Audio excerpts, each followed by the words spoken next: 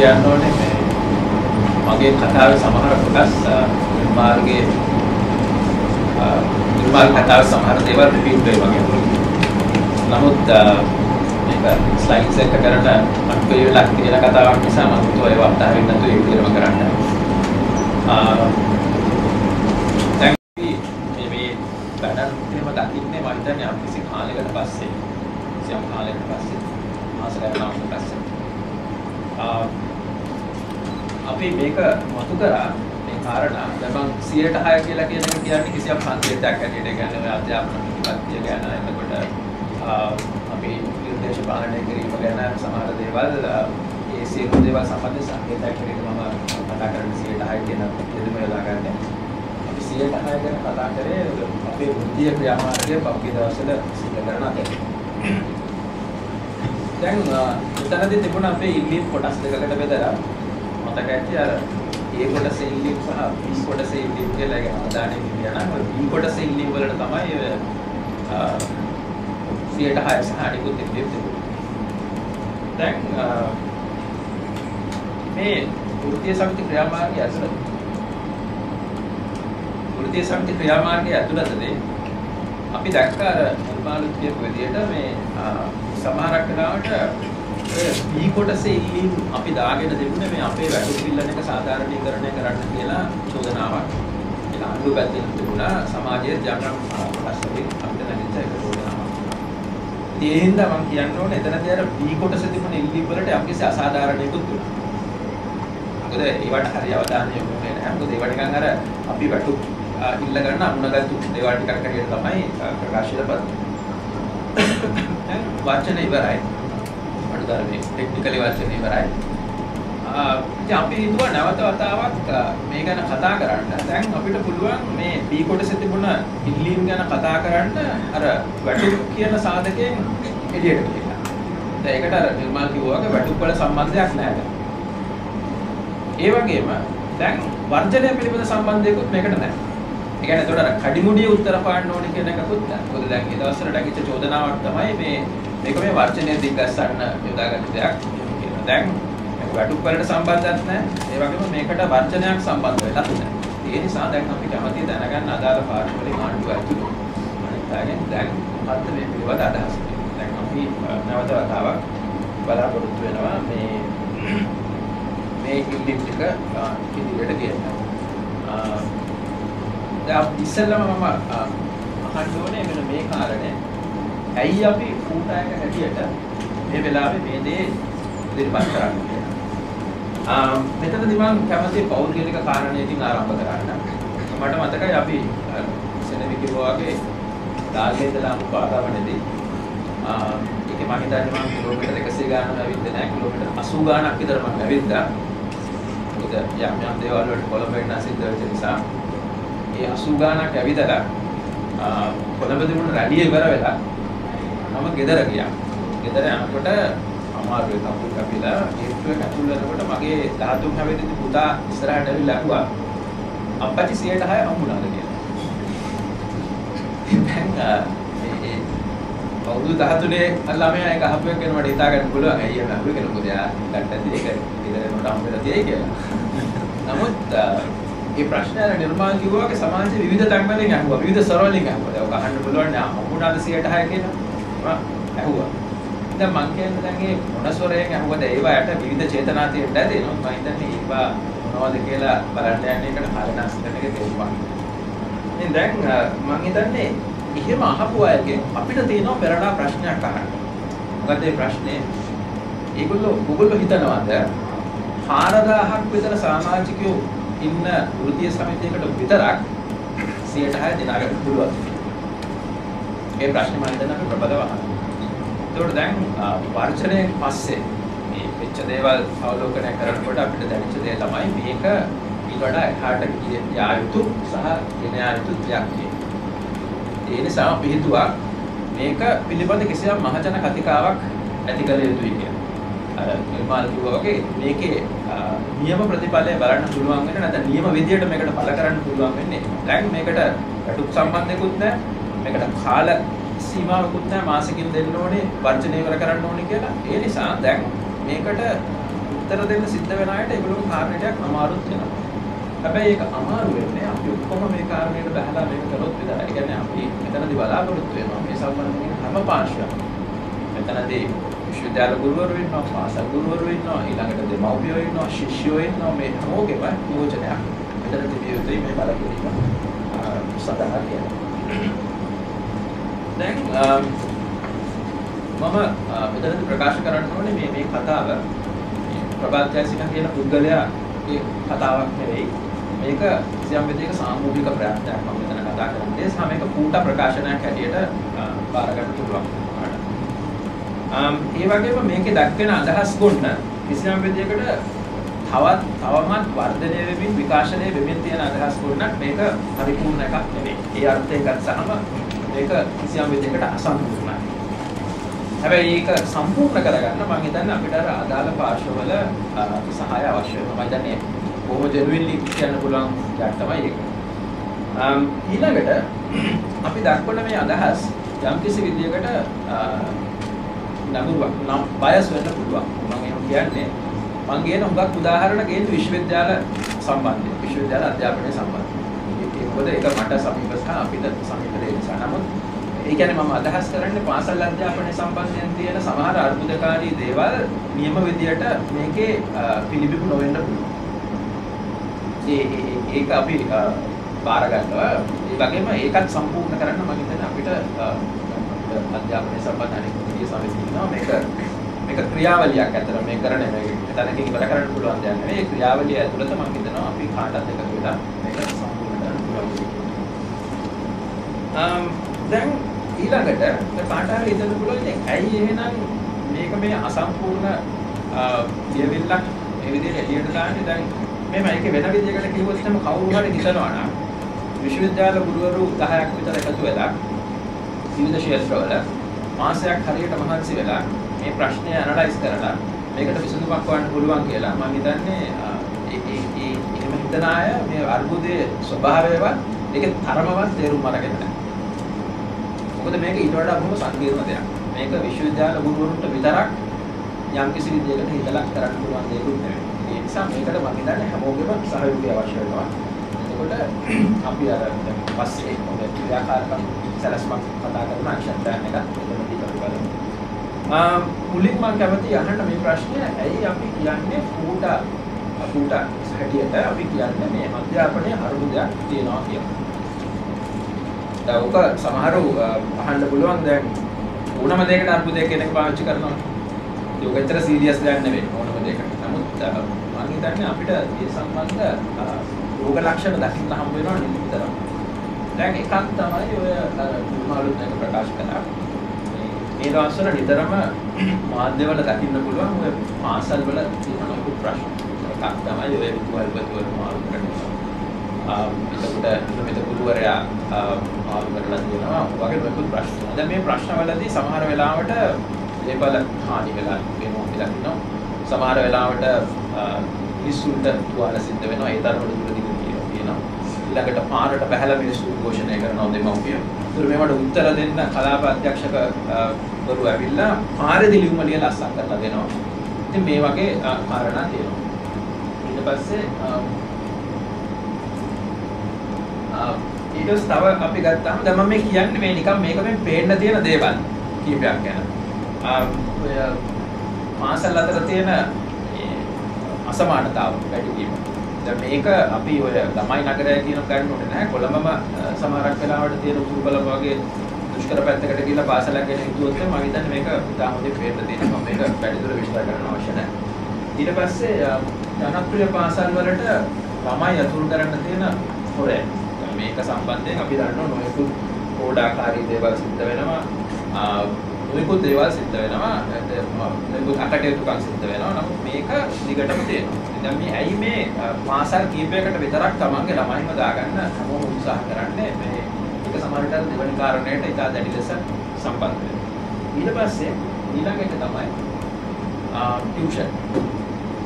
දැන් අපි කල්පනා කරලා බැලුවොත් මේ ඔය රූපවාහිනියේ මම හිතන්නේ මිල අධික වෙලාවලට යන වෙළඳ දැන්වීම වලින් සෑහෙන ප්‍රමාණයක් යන ටියුෂන් ගුරුවරුන්ගේ වෙළඳ දැන්වීම. ඒක පිළිබඳව ප්‍රශ්නයක් නැහැ.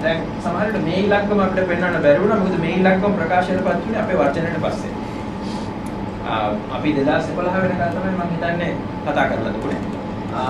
මට හැටියට කොහොම හරි දැන් මේක දැන් මේ අධ්‍යාපනයට වැය කරන මුදල දරජ දේශීය නිෂ්පාදිතයෙන් 1.7%.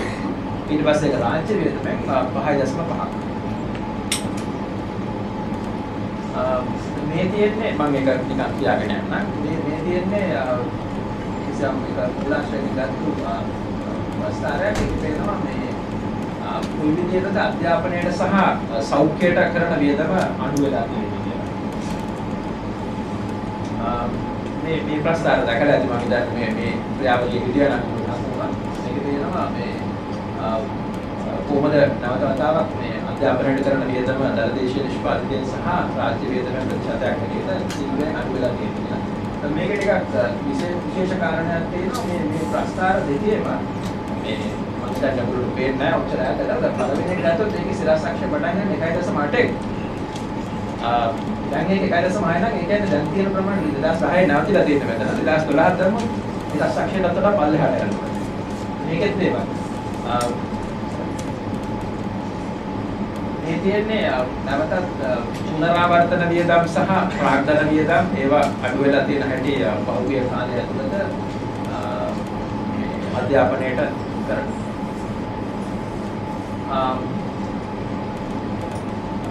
විශ්වවිද්‍යාල අධ්‍යාපනයට වැය කරන මුදල රාජ්‍ය වියදම එකක් ඉදිරියට වෙලා තියෙනවා. නමුත් අපිට පේනවා මේ ගුරු ශිෂ්‍ය අනුපාතය වැඩි වෙලා තියෙනවා. වම් පැත්තේ තියෙන එක. ඒ වගේම යුනිවර්සිටිස් මේ විශ්වවිද්‍යාල වලට ගන්න බදවා ගන්න ශිෂ්‍යයන් ප්‍රමාණය වැඩි වෙලා තියෙනවා. ඊළඟ එකේ තියෙනවා මේ යුනිවර්සිටි විශ්වවිද්‍යාල ශිෂ්‍යයෙකුට එක ශිෂ්‍යයෙකුට වැය කරන වේද ප්‍රමාණය දරදේශීය නිෂ්පාදනයේ ප්‍රතිශතයකට අඩු වෙලා උපකල ආදායම ප්‍රතිශතයකට අඩු වෙලා තියෙනවා.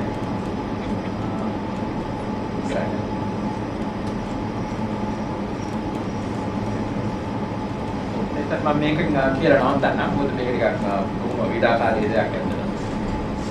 මේකේ තියෙනවා මේකත් දැකලා ඇති දලදේශීය නිෂ්පාදිතය දිරාසක්ෂය තියෙනවා. ඊට පස්සේ සිරාසක්ෂය තියෙනවා මේ රාජ්‍ය වියදම අධ්‍යාපනයට කරන කොච්චර ප්‍රතිශතයක්ද කියලා. දැන් අපිට පේනවා මේකේ මේ ලංකාව රටෙන් දක්වලා තියෙන ලංකාව අවුට්ලයර් කෙනෙක්. අර නියම මාර්ගයේ නැති එළියට පැනපු කෙනෙක්. ඒ කියන්නේ දැන් මට මතකයි අපි ඉස්කෝලේ යන කාලේ අපි ඉගෙනගෙන තියෙනවා ලංකාව සෞඛ්‍ය සහ අධ්‍යාපනය සම්බන්ධයෙන් අවුට්ලයර් කෙනෙක් කියලා. හැබැයි එතකොට අවුට්ලයර් වුණේ හොඳ පැත්තට. ඒ කියන්නේ දැන් බොලීවියාව තියෙන හරිය තමයි ලංකාවේ හිටියේ එතකොට. ඒ කියන්නේ ඒ සමාන ආදායම් ලබන රටවල් එක්ක බලනකොට අපේ වියදම වැඩි. දැනුත් අපි අවුට්ලයර් කෙනෙක්. හැබැයි නරක විදියට. ඒ කියන්නේ දැන් අපි ඉන්නේ පල්ලෙහා. ඉතින් ඒක තමයි සාමාන්‍ය තත්ත්වයේ සම්පත් වෙන් කිරීම සම්බන්ධයෙන්. ඊට පස්සේ දැන් මේක ගැන මම කැමතියි ටිකක් විස්තර වශයෙන් කතා කරන්න.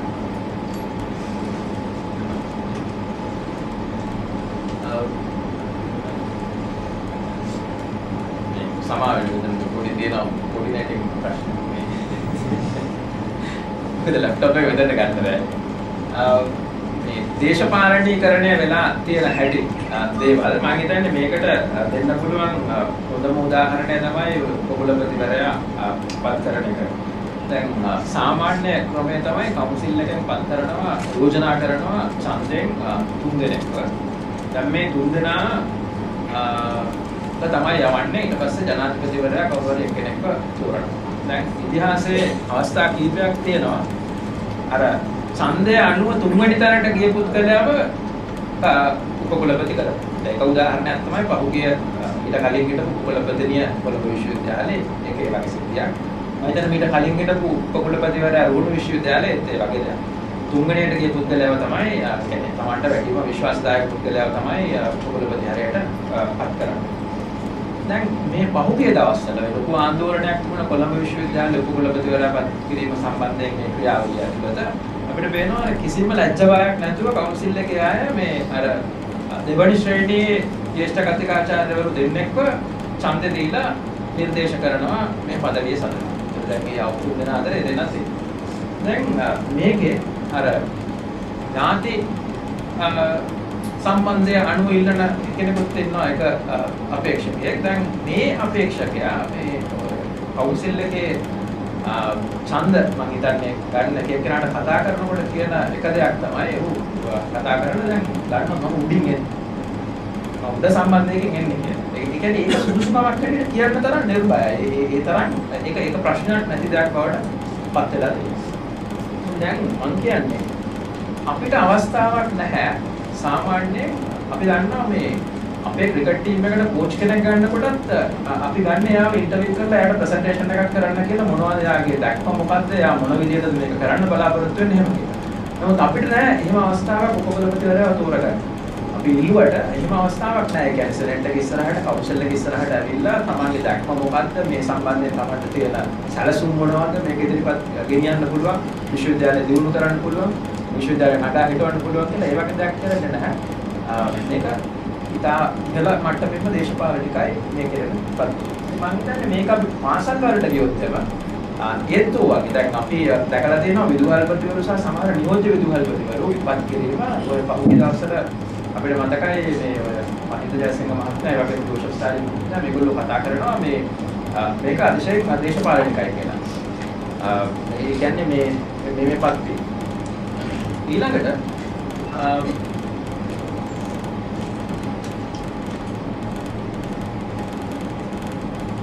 දැන් ඒක නැතුව නිකන් මම කෙටියෙන් කිව්වොත් ඔය accountability කියන එක ගත්තා. දැන් වගකී වඩනවා වගේ අදහසක්. දැන් මේක මේ උඩ දැන් මේක downward accountability කියන එක ගත්තොත් ඒ කියන්නේ පහළට වගකීනවා වගේ දෙයක් ගත්තොත් මම හිතන්නේ ඒක ඔය විශ්වවිද්‍යාල උපකුලපතිවරු සහ පීඨාධිපතිවරු ළඟ නැහැ. දැන් ඒක හරිය කේදජනක තත්ත්වයක්. ඒ කියන්නේ දැන් මේගොල්ලෝම පත් වෙන්නේ විශ්වවිද්‍යාලේ. හැබැයි ඒගොල්ලෝ පහළට වග කියන්නේ නැහැ. ඒගොල්ලෝ වග කියන්නේ ඉහළට. ඒ කියන්නේ එයා නියුත් උපකුලපතිවරයා නම් ඔහු නියෝජනය කරන්නේ විශ්වවිද්‍යාලය නෙවෙයි. පීඨාධිපතිවරයා ගත්තොත් පත් වෙන්නේ පීඨයෙන්. හැබැයි නියෝජනය කරන්නේ පීඨය නෙවෙයි. මේක ටිකක් කනගාටුදායක තත්ත්වයක්. ඊළඟට පවතින ක්‍රම නොපිළිපැදීම කියන එක සම්බන්ධයෙන් ගත්තොත් මම හිතන්නේ උදාහරණ දෙන්න ඕන තරම්.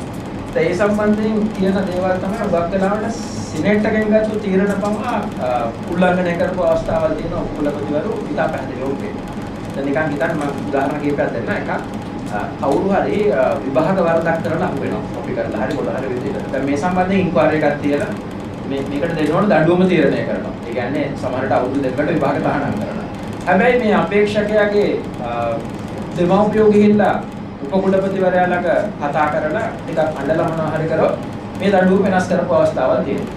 ඒව උනන් අපිට කතා කරන්න පුළුවන්. ඊළඟට 80%ක් සාමාන්‍යයෙන් පැමිණීම ඕ විශ්වවිද්‍යාලවල මේ විභාගෙට ඉඳ ගන්න අවශ්‍යයි. ඒ 80%ක් නැත්තම් විභාගෙට ඉඳ ගන්න දෙන්නේ නැහැ. ඒකට විභාගෙට කලින් දවසක ඒ නම් ටික ප්‍රසිද්ධ කරනවා මෙන්න මෙයාට ඉඳ ගන්න බෑ. ඒතකොට දැන් මේ ළඟදී එක විශ්වවිද්‍යාලයක සිද්ධ වෙච්ච දෙයක් තමයි උපකුලපතිවරයා කියනවා එක ශිෂ්‍යයෙක්ව එතනින් අයින් කරන්න කියලා. මොකද මම හිතන්නේ ශිෂ්‍යයාගේ මව හෝ පියා අමාත්‍යාංශ ලේකම්වරයෙක් කරගවු ඉවරයි. ඒ උපකුලපතිට කතා කරලා දැන් එහෙම දේවල් සිද්ධ වෙනවා. ඉතින් මේවා මම හිතන්නේ මොන විදියට කියලා ටිකක් හිතා ගන්න අමාරුද මේවා. මම කියන්නේ දැන් කාටකට දැන් මේකට ආණ්ඩුවට වරදපටවන්න බෑ කිසියම් විදියට. මේකේ තියෙනවා ඊට වඩා සංකීර්ණ කාරණා කීපයක්. ඊළඟට ශිෂ්‍ය සම්බන්ධයෙන් ගත්තොත් නම් ශිෂ්‍යයින්ට ශිෂ්‍ය සභා පිටවන්නේ ශිෂ්‍යයින්ගේ අයිතිය. නමුත් ඒ අයිතිය උදුරගත්තු සමහර පීඨ තියෙනවා. දැන් කොළඹ විශ්වවිද්‍යාලයේ තියෙනවා එහෙම සමහරක් පීඨ. දැන් ඒ වගේ සමහර වෙලාවට උපකුලපතිවරයා සහ පීඨාධිපති එකතු වෙලා සමහරක් විට අධ්‍යාපන ශිෂ්‍ය සභා පිටවන එක හල්ලාලා තියෙනවා කිසිේතුව. මම දන්නේ එක පීඨයක් තියෙනවා. ඒකේ තියෙනවා ඒකේ ශිෂ්‍ය සභා නැහැ. ඒ ශිෂ්‍ය සභා නැහැ කියන එක සාධාරණීකරණය කරන්නේ යම් කිසි විදියකට. මොකද්ද මේ විදිය? ශිෂ්‍යයන් අතර ගැටුම් ඇති වෙනවා ඉලෙක්ෂන් එකකට ගියොත් කියලා. ඒතර දැන් ඒකේ තියෙන වෙන විදිය නියෝජන ක්‍රමයක්. දැන් ඒක අඳුනලා දෙන්න තියෙන පීඨාධිපති. පළවෙනිම දවසේ ශිෂ්‍යෝ ආවම ශිෂ්‍යෝ ගෲප් කරලා තියෙනවා 40කට විතර. දැන් 40න් එක ගෲප් ලීඩර් කෙනෙක් තෝරනවා. ඊට පස්සේ ඒගොල්ලෝගෙන් 7 දෙනෙක් තෝරලා ඒගොල්ලෝගෙන් කෙනෙක් තෝරනවා. ඒක තමයි යාගේ ක්‍රමය. දැන් මේක යම්කිසි කාලයකදී ශිෂ්‍යයෙක්ගේ උමනා විපාක වෙනස් වෙන්න පුළුවන්. නමුත් මේ පළවෙනියටම විශ්වවිද්‍යාලයට ආපු දවසේ තෝරපු පුද්ගලයා හරි කණ්ඩායමේ ඉන්නවා අවුරුද්දකමාර. තාමත් වෙනස් වෙන්නේ නැති. ඉතින් මම කියන්නේ දැන් ශිෂ්‍යයින්ට තමන්ට අවශ්‍ය දේ කරගන්න, ඒ කියන්නේ තමන්ව පාලනය කරන විදිය ගැන තීරණය ගන්න ඒගොල්ලන්ට නිදහස තියෙනවා. නමුත් ඒ නිදහස නැහැ. ඒ නිදහස කොහේ හරි තැනකින් අහුරලා තියෙනවා. නමුත් පණතම අරගෙන බැලුවොත් මම දැන් ශිෂ්‍ය සභාව පිටවන ශිෂ්‍යන්ට අයිතියක් තියෙනවා. ඒ අයිතිය මම හිතන්නේ අපි ගරු කරන්නේ. ඊළඟට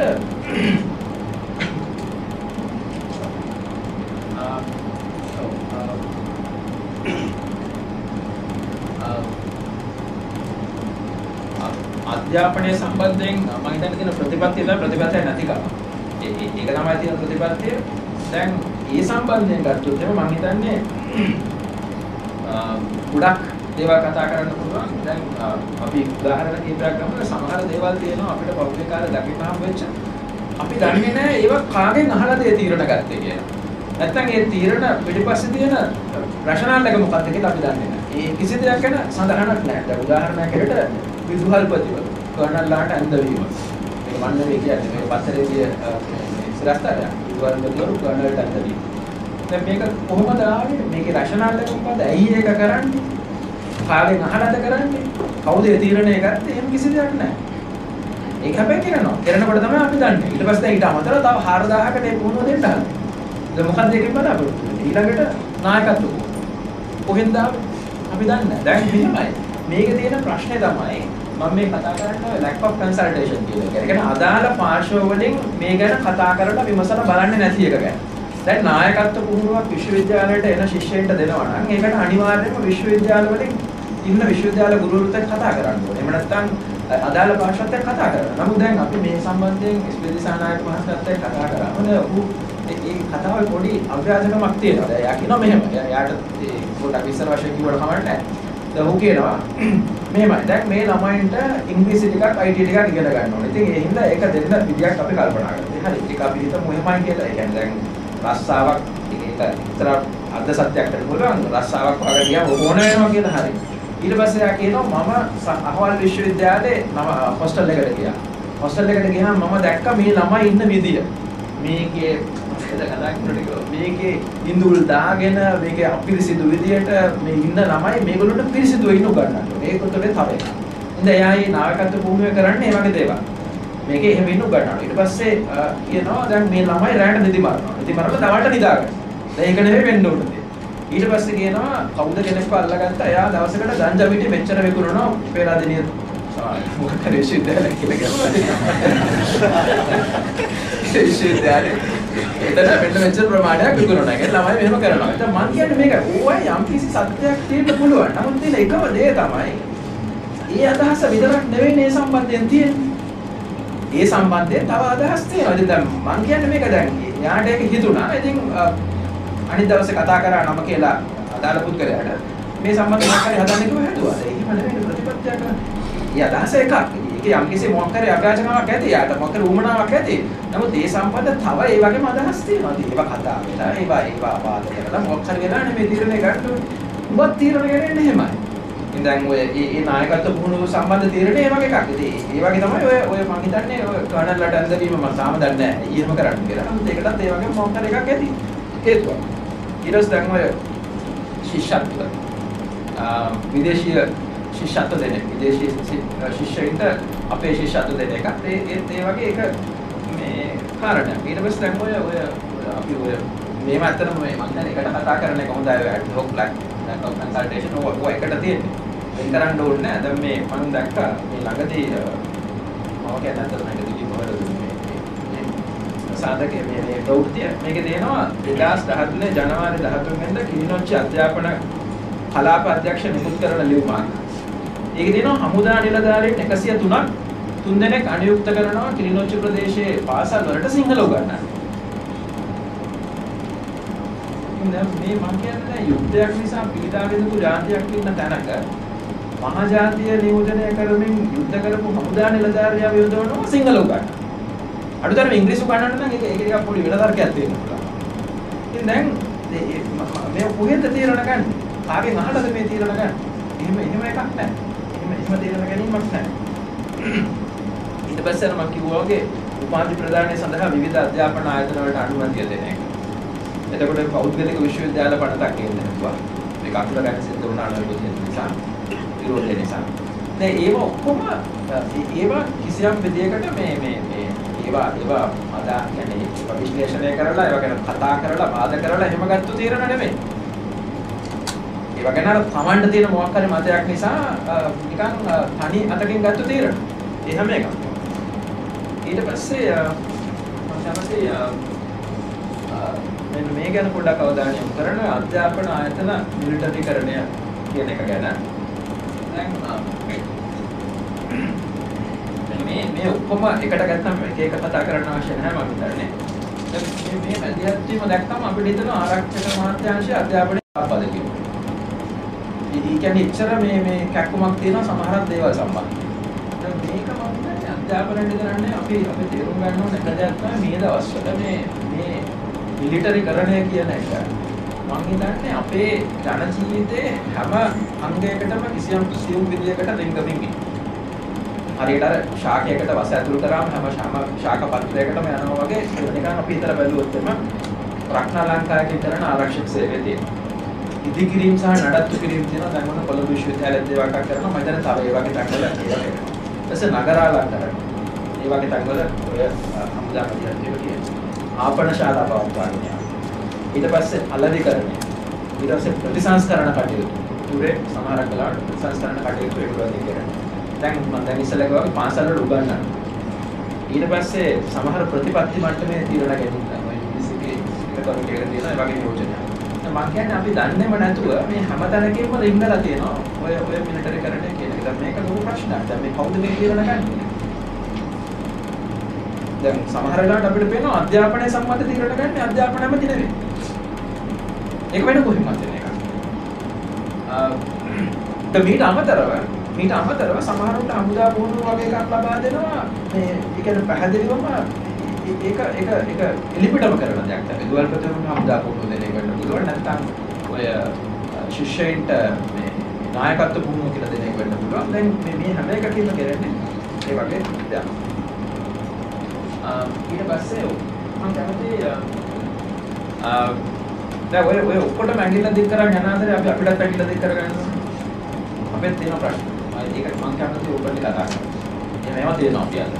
දැන් කූටා එක හැටියට අපි බොහොම දැනුවත් අපේ තියෙන අඩුපාඩුකම් ගැන. ඒකත් මම හිතන්නේ විරුද්ධව කතා කරනවා. දැන් සමහරක් වෙලාවට අඩුතරමේ සමහර දේවල් සම්බන්ධයෙන් ගත්තාම නිකන් වෘත්තීයමය වශයෙන් තීරණ ගැනීම අපේ පිළිවෙල ප්‍රශ්නයක් තියෙනවා සමහර ඒරියාවල. එතකොට සමහර විෂය මාලාවල් තියෙනවා ඒවා ටිකක් යාල්පට. මම යාල්පනලා කියන අදහස් කරන්නේ ඒවා ඉංග්‍රීසි හරි IT හරි නැහැ කියන එක වල සරල දෙයක් නෙමෙයි. සමහරක් වෙලාවට අර එක්කෝ ඒ ක්ෂේත්‍රයේ අලුත් දැනුමක් ඇවිල්ලා නැහැ. හරි. ඒ වගේ එහෙම නැත්නම් දැන් අපි ගත්තොත් එම ඔය සෙමෙස්ටර් සිස්ටම් එක අපිට කොයිතරම් දුරට වැදගත්ද? ඒකේ කොයිතරම් දුරට ඒ කාරණේ කරනවද කියලා. හරි. ඒකෙන් කොච්චර සාධාරණයක් ශිෂ්‍යයන්ට ඉෂ්ට වෙනවද කියලා. බාහිර ක්‍රියාකාරකම් කිසි දෙයකට ඉඩ නැහැ. ඒ වගේ දේවල්. දැන් අපිව තියාගෙන ඉන්න ඕනේ. අපි ඒව වෙනස් කරන්න ඕනේ. අපිව කතා කරන්න ඕනේ. මොන වගේද කියලා. ඊට පස්සේ සමහර අධ්‍යාපන පාඨමාලාවල තත්ත්වය. ඒක ඇත්තටම හරි මට්ටමේ තියෙනවා. දැන් මේක සමහරක් වෙලාවට අපිට මම ටිකක් ජනප්‍රිය බුද්ධලෙක් වෙන්න පුළුවන් මේක කතා කරොත් නමුත් මම හිතන්නේ අපි විරුද්ධව කතා කරොත් කොළඹ පේරාදෙනියට එහා තිය විශ්වවිද්‍යාලවල මේ තත්ත්වය ටිකක් දරුණු. මේ අඩුපාඩු පිළිබඳ ප්‍රශ්නය මම හිතන්නේ ටිකක් වැඩි. මේකක් තියෙනවා. ඊට පස්සේ හැබැයි මෙහෙමයි දැන් මේ හැම දෙයකටම අපිටම වග කියනවා කියලා දෙයක් කුත් නැහැ. දැන් සමහරක් වෙලාවට ගත්තාම දැන් ඔය අන්තිම කාරණේ ගත්තොත් එතන පශ්චාත් උපාධි පාඨමාලාවලට යන්න බැරි කම. නැත්නම් එක්ස්පෝෂර් ගන්න නැති කම. දැන් ඒක සමහර වෙලාවට කතිකාචාර්යවරුන්ගේම වැරද්ද නෙවෙයි. එක්තරා විදිහකට. ඉතින් මේ වගේ කාරණා කිහිපයක් තියෙනවා අපි ගැන ස්වයං විවේචනාත්මකව බැලිය යුතු. මම කියන්නේ මේක අපි දැක්කේ පිළිගන්නවා නම් මේකට විසඳුම් වෙනවා නම් ඊට පස්සේ දැන් මෙතන තියෙනවා මම හිතන්නේ මේ අපිට කතා කරන වැදගත්ම කාරණය මම හිතන්නේ. කියන්නේ දැන් මේ අධ්‍යාපනයේ වෙළඳ භාණ්ඩයක් වුණොත් මොකද වෙන්නේ? දැන් මේ ගැන මම හිතන්නේ ඔය මහාචාර්ය ලක්ෂ්මන්ගේ පොතේ තියෙනවා හොඳ අදහසක්. දැන් ඒකේ තියෙනවා විශ්වවිද්‍යාල කියන එක ව්‍යාපාරයක් හැටියට ගත්තොත් වෙළඳ ව්‍යාපාරයක් හැටියට ගත්තොත් ඒකේ පාරිභෝගිකයා වෙන්නේ ශිෂ්‍යයා. පාරිභෝගිකයා වෙන්නේ ශිෂ්‍යයා. එතකොට දැන් මේ ශිෂ්‍ය පාරිභෝගිකයා මිලට ගන්නේ තමන්ගේම හැකියාව ඉවැලුවේට් කිරීම. තමන්ගේම හැකියාව taxation කිරීම. මම ඒක හරියට කිව්වද? ඒ කියන්නේ දැන් එතන දැන් අපි වෙන භාණ්ඩයක් ගත්තොත් එimhe අපි භාණ්ඩයක් මිලට ගන්නකොට අපේ දායකත්වයක් නැහැ නේ භාණ්ඩේ. වෙන කවුරුහරි නිපදවපු භාණ්ඩයක් නේ අපි ගන්න. දැන් මෙතන තියෙන්නේ ඒක නෙවෙයි. මෙතන තියෙන්නේ අපේම හැකියාව අපි සල්ලි දෙන්නේ ඉවැලුවේට් කරලා දෙනවා. ඒක taxation කරලා දෙනවා. ඒතර මේ භාණ්ඩේ අනිත් දේවල් වලට වෙනස්. දැන් එතන තමයි ප්‍රශ්නේ තියෙන්නේ. දැන් එතනදී එතකොට දැන් අපි සල්ලි විතරක් ගෙවනකොට මේ භාණ්ඩය taxation කිරීම පිළිබඳ නිර්ණායක ගැන තියෙන අපිට ප්‍රශ්න. දැන් මේ අදහසට මම කැමතියි පෞද්ගලිකව තව අදහසක් එකතු කරන්න. මට හිතෙනවා මෙහෙම දෙයක්. මම දන්නවා මෙතන ඉන්නවා මේ මාකටිං අලෙවිකරණය ගැන විශේෂඥයෝ. නමුත් මම ඒගොල්ලෝ මම කියන එකතු වෙයි දන්නේ නැහැ. මෙහෙම අදහසක්. දැන් අධ්‍යාපනයේ වෙළඳ භාණ්ඩයක් මෙහෙට ගත්තොත් මට හිතෙනවා අනිත් භාණ්ඩ වලට වඩා වෙනස් වෙන එක ලක්ෂණයක් වෙන විවිධ ලක්ෂණ උගන්න තාක්කදී මට හිතෙනවා එකක් තියෙනවා. මොකද්ද? දැන් සාමාන්‍ය භාණ්ඩයක් ගත්තොත් ඒකේ හොඳ දවටනයක්, හොඳ රැපින් එකක්. හොඳ දවටනයක් එක නරක ප්‍රමිතියක් තිබ්බොත් කවදා හරි දවසක මේ භාණ්ඩය ප්‍රතික්ෂේප වෙනවා. සමහරවිට පළවෙනි වටේදී ගනි, නමුත් දෙවෙනි තුන්වෙනි වටේ වෙනකොට ඒක ප්‍රතික්ෂේප වෙන්න ඉඩ තියෙනවා. සහ ඒකේ මිල අඩු වෙනවා. ඒ කියන්නේ ඒක වැඩි මිලකට විකුණන්න බැරුව යනවා. ඒ සාමාන්‍ය භාණ්ඩ සම්බන්ධයෙන් ගත්තම. හැබැයි අධ්‍යාපනය ටිකක් විශ්වයානුකූල විදියට හැසිරෙන්න විරණ අනිත් පැත්තට. හොඳ දවටනයක් එක්ක ප්‍රමිතිය අඩුවෙන් තියෙනවා නම් තමයි අධ්‍යාපනය වැඩි විකුණන්න පුළුවන්. ඒකට වැඩි මාකට් එකක් තියෙනවා. මම ප්‍රමිතිය අඩුවෙන් කියලා කියන්නේ ඕන කෙනෙකුට පාස් වෙන්න විදියට, ඕන කෙනෙකුට සමත් වෙන්න විදියට නිර්ණායක හදලා තියෙනවා නම්. හැබැයි හොඳ දවටනයක් තියෙනවා. උදාහරණයක් විදිහට මම ඉන්දුමාදුවේ අපි කීපදෙනෙක් එකතු වෙලා මොකක් හරි ටියුටර් එකක් හදලා ඒකේ විභාග ලේසියෙන් පාස් කරාට ඒකට ඉල්ලුමක් එන්නේ නැහැ. හැබැයි අපිට පුළුවන් නම් අපි හිතමු එංගලන්තයේ මොකක් හරි නමක් තියෙන විශ්වවිද්‍යාලයක් ගෙනල්ලා ඒ විශ්වවිද්‍යාලේ උපාධිය අපි කරන්න. හොඳ දවටනයක්. ඒක ඇතුළත ප්‍රමිතිය පුළුවන් තරම් අඩු කරොත් මම හිතනවා අපිට වෙළඳපොළ වැඩි කියලා. ඒක තමයි මෙතන තියෙන භයානකම. එතකොට දැන් මේක වෙළඳ භාණ්ඩයක් බවට පත් වුණාම තියෙන භයානකම තමයි ඒක විකුණන්න පුළුවන්, ඒ කියන්නේ වැඩිපුර විකුණන්න පුළුවන් වෙන එක ප්‍රමිතිය අඩු වෙනවා. සහ වැඩි මිලක් ගන්න පුළුවන් වෙන ප්‍රමිතිය අඩු වෙනවා. දැන් මම උදාහරණයක් කියන්න කොළඹ විශ්වවිද්‍යාලයේ MBA උපාධිය පාඨමාලා ගාස්තු ලක්ෂ 4ක්. හැබැයි නම් කියන්න කැමති නෑ නොයෙකුත් පෞද්ගලික විශ්වවිද්‍යාලවල ප්‍රදානය කරන MBA පාඨමාලාවක ගාස්තු සමහරවිට ලක්ෂ 15ක් විතර. හැබැයි ඒවට යන්නේ කොළඹ MBA කරන්න නැත්නම් PIM එකේ MBA කරන්න සරල සුදුසුකම් නැති අය. නමුත් ඇත්තට වැඩි මිලක් දීලා ගන්න. දැන් මේකේ තියෙන භයානකම මේකයි අතර මම අධ්‍යාපනයේ වෙළඳ භාණ්ඩයක් වුණොත් වෙන. දැන් මේකට තව එක සාධකයක් තියෙනවා. ඒක එකතු වුණාම මම හිතන්නේ මේක භයානකම තව වැඩි වෙනවා. මොකද පිරිවැය අඩු කිරීම කියන්නේ. දැන් ඒකත් ලාභය පවන්න පුළුවන් කියන්නේ දැන් ඔය කාරණේ සම්බන්ධයෙන් පිරිවැයත් අඩු වෙනකොට අපි කොහේ නවතියද කියලා අපිට ටිකක් හිතා ගන්න අමාරුයි. අන්න ඒ හින්දා තමයි අපි කියන්නේ ඔය පෞද්ගලික විශ්වවිද්‍යාල මණ්ඩල කියනකොට උනත් අපි කතා කරේ මේකට හොඳ රෙගියුලේටරි මෙකැනිසම් එකක් දෙන්න අපිට. එහෙම නැතුව පෞද්ගලික විශ්වවිද්‍යාල පිටවනවා කියලා කියන්නේ මම හිතන්නේ ලොකු හානියක්. මේක යම්කිසි විදිහකට මේක මෙහෙයවන යන්ත්‍රණයක් තිබිය යුතුයි. මේකේ ගුණය, තත්ත්වය, ප්‍රමිතිය ගැන කතා කරනවා. ඊට පස්සේ ඔය දෙවැනියට තියෙන කාරණය අර රැකියාවක නියුක්ත කළ හැකි උපාධිධාරියෙකු වේ කියන එක මෙහෙමයි. දැන් ඒක ඔය දැන් පාවිච්චි වෙන විදිහට ගත්තොත් මෙහෙමයි. දැන් සමහර උපාධි පාඨමාලා තියෙනවා. දැන් අපි ගත්තොත් ඉංජිනේරු උපාධිය, නැත්නම් වෛද්‍ය උපාධිය, නැත්නම් නීති උපාධිය ගත්තොත් ඒක මම හිතන්නේ ඍජුවම යම්කිසි වෘත්තියකට සූදානම් කරනවා. ඒ වුණත් මම හිතන්නේ නෑ උපාධියට වහාම පස්සේ එතනට යන්න පුළුවන් කියලා. අපි දන්නවා සමහර වෙලාවට ඉන්ටර්න්ෂිප් කරන්න තියෙනවා, නොයෙකුත් දේවල් කරන්න තියෙනවා.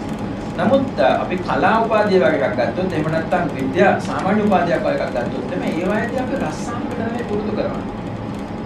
එතනදී අපි හදන්නේ යම්කිසි අමුද්‍රව්‍යයක් හදන්නේ. ඒක රස්සාවට ගියාම මේ පුද්ගලයා මේ අමුද්‍රව්‍ය පාවිච්චි කරලා අවශ්‍ය දේ හදා ගන්නවා. මම හිතන්නේ මම කියන්නේ අර සාමාන්‍ය පොදු ජෙනරල් এডুকেෂන් කියන එකයි වොකේෂනල් এডুকেෂන් කියන එකයි අතර තියෙන වෙනස.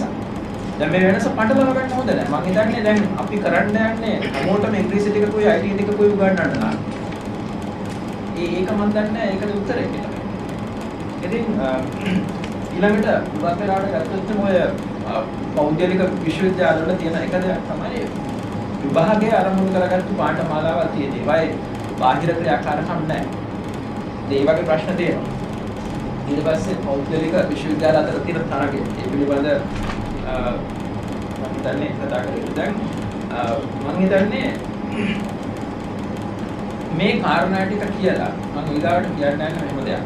දැන් අපි දැක්කා මේකේ රෝග ලක්ෂණ තියෙනවා.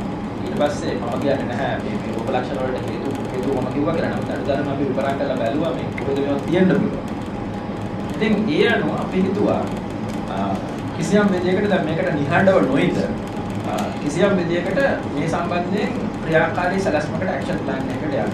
දැන් මේ ඇක්ෂන් ප්ලෑන් එක අපි මේක අදහස් කරන්නේ අවුරුදු 3ක ක්‍රියාකාරී සැලැස්මක් කියලා. ඒ කියන්නේ අපිට කල් තියෙනවා. මේක කල් ගත වෙන වැඩක්. හැබැයි මේක ඒ කියන්නේ එක සතියකින් දෙකකින් කරන්න බෑ. හැබැයි මේක කරන්න බැරි වැඩක් නෙමෙයි. අනිත් කාරණය තමයි මූලික කොන්දේසිය මේක කරන්න නම් අදාළ පාර්ශ්ව එකට එකතු වෙන්න. ඒක ඉතාල වැදගත් සාධකයක්. දැන් උදාහරණයක් හැටියට දැන් මේක වැටුප් වලට සම්බන්ධ නැහැ. මම අර කලින් කිව්වා. මේක වර්ජනයකට සම්බන්ධ නැහැ. දැන් අපිට කාලය තියෙනවා, නිදහස තියෙනවා. අපිට එකතු වෙන්න පුළුවන්. ඒ ඔක්කොමත් එක්ක තමයි දැන් මේ ඇක්ෂන් ප්ලෑන් එක ගැන අපි කතා කරන්නේ. ඉතින් දැන් මේ මම ඊගාවට පෙන්නන්න යන්නේ මේක ඇත්තටම එක්තරා විදිහක කටුසටහනක්. ක්‍රියාකාරී සැලැස්ම කටුසටහනක් හැටියට අපි බාරගමු. මේකේ තියෙන පරමාර්ථ ගත්තොත් එම පළවෙනි එක තමයි ආණ්ඩුවෙන් සහ අනිකුත් සියලුම දේශපාලන පක්ෂවලින් අපි මේ 106 මම නැවතත් පාවිච්චි කරන සංකේතයක් හැටියට ඒ හා සම්බන්ධ ඒ වගේ අනිත් දේවල් නියෝජනය කරනවා. ඒ සම්බන්ධයෙන් කමිට්මන්ට් එකක්. ඒ කියන්නේ කිසි ප්‍රතිඥාවක් අපි ලබා ගන්න යුතුයි ඒගොල්ලෝ. මොකද මේක ආණ්ඩුව විතරක් නෙවෙයි. දැන් අපිත් එක්ක පාගමන් ගියා නම් අනිත් දේශපාලන පක්ෂ ඒගොල්ලොත් ඒ ප්‍රතිඥාව දීලා තියෙනවා. ඒගොල්ලෝ කවදා හරි ආණ්ඩුවට ගියදාටත් අපි ඒ විදිහට ප්‍රශ්න කරනවා. ඒගොල්ලොත් එතන ඉන්න ඕනේ. ඉතින් මේක මේ ආණ්ඩුවකින් විතරක් තියෙන දෙයක් නෙමෙයි. එතකොට දැන් ඒ ප්‍රතිඥාව අපි ලබා ගන්න. ඊට පස්සේ අනිත් කාරණේ තමයි රාජ්‍ය අධ්‍යාපනය ගැන තියෙන විශ්වාසය තහවුරු කරගන්න. ඒක අපි කරගන්නවා. ඊළඟට රාජ්‍ය අධ්‍යාපනය හා සම්බන්ධ කටයුතු වල ගුණය, ප්‍රමිතිය, වෘත්තීය වෙනස කටයුතු කිරීම වර්ධනය කිරීම තව කාරණා. ඊට පස්සේ අවසාන වශයෙන් අපි කියනවා අධ්‍යාපනයේ සම්බන්ධයෙන් ජාතික ප්‍රතිපත්තියක් සම්පාදනය කිරීම. අපිට මේක කරන්නේ. නමුත් අපි සහයෝගය දීලා අපි බල කරනවා ඒක කරන්න. අපිට ඒක කරගන්න පුළුවන්. ඒතර මේ කියන පරමාර්ථ ඇතුව අපි එහෙම දරසලස්මන් හදලා තියෙනවා. තමයි අපි හිතුවා මේ ස්ටඩි ගෲප් එකක් ඇති කරගන්න. මේ සම්බන්ධයෙන් මේක විශ්ලේෂණය කරන්න මේ සම්බන්ධයෙන් තීරණ ගන්න මොනවද විසඳුම් හැටියට දාගන්න පුළුවන් මොනවද මේ දේවල් ගැන කතා කරන්න. මේ ස්ටඩි ගෲප් එක විශ්වවිද්‍යාල ගුරුවරු විතරක් නෙවෙයි. මේකට අදාළ පාර්ශවල අනිත් පාර්ශවල නියෝජනයක් කියන්න පුළුවන් නියෝජනයක් කියන්න ඕනේ කියලා අපි විශ්වාස කරනවා. ඒතකොට එහෙම ඊට පස්සේ අපි හිතුවා මේ ලංකාවේ අනාගතය ගැන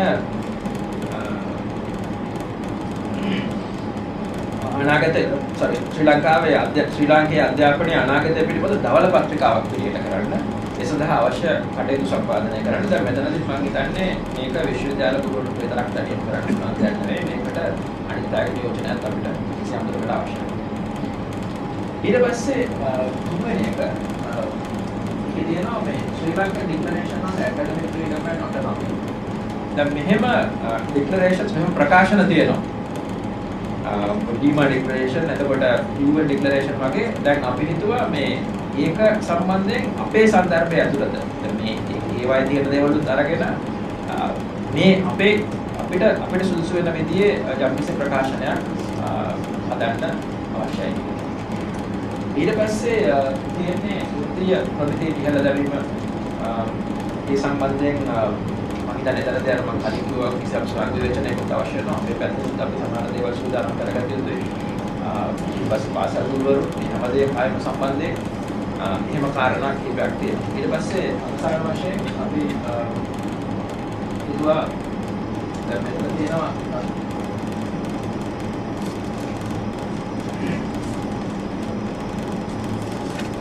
අර කලින් කිව්වා වගේ මේ සියලුම පාර්ශ්ව අදාළ සියලුම පාර්ශ්ව එක තැනකට ගෙනල්ලා සම්බන්ධයෙන් කටයුතු කරන්න. ගුරුවරු, ශිෂ්‍යයෝ, දෙමව්පියෝ ඔබේ හැමෝටම වගකීමක් දෙන හැමෝම මේ කොටස් ගන්න. විශ්වවිද්‍යාල ගුරුවරු විතරක් නෙවෙයි. ඊට පස්සේ දැන් ලෝක කාරණේ හැටියට තියෙන්නේ දැනට අපි සංවිධානය කරලා නැති සමහර කොටස් ඉන්නවා නම් හොඳ උදාහරණ දෙමව්පියෝ. ඒ වගේ අයව කොහොමද අපි සංවිධානය කරන්නේ කියලා. ඊට පස්සේ ස්ටියරින් කමිටි එකක් හදන්න ඕනේ කියලා අපි හිතුවා. දැන් ඒකත් නැවතත් ඒ කියන්නේ දැන් අපි හිතුවොත් තමයි අර ස්ටඩි ගෲප් එකක් ස්ටියරින් කමිටි එකක් වෙනම අතනදී අපි කතා කරේ මේ සම්බන්ධයෙන් මේක විශ්ලේෂණය කරලා මේ සම්බන්ධයෙන් තීරණ ගන්න නැත්නම් කොහොමද මේකට තියෙන මුල විසඳුම මොනවද කියලා හොයලා බලන්න. දැන් මෙතනදී යම් කිසි විදිහකට ඒක අපි ක්‍රියාත්මක කරන්න යනවා නම් එතනදී අපිට අවශ්‍ය වෙනවා තව විදිහකට පිළිසක් ඒතර යෝජනය තියෙනවනේ හැම අදාළ පාර්ශ්වයක. ඊට පස්සේ ඔය අපි ගුරු සංගම් සහ අනෙකුත් අදාළ වෘත්තීය සමිති සහ ශිෂ්‍ය සංගම් ශිෂ්‍ය ව්‍යාපාර එක්ක පැහැදිලි කරගන්නවා තිබිය යුතුයි මේ සම්බන්ධයෙන්.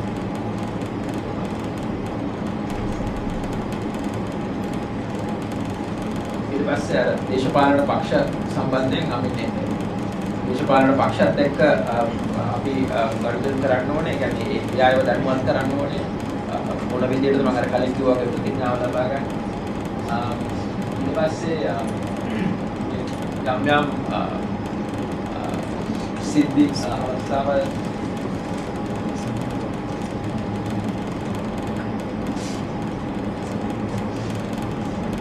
නෑ මම හිතන්නේ අපි අවසානයේට අවිල්ලා තියෙන්නේ.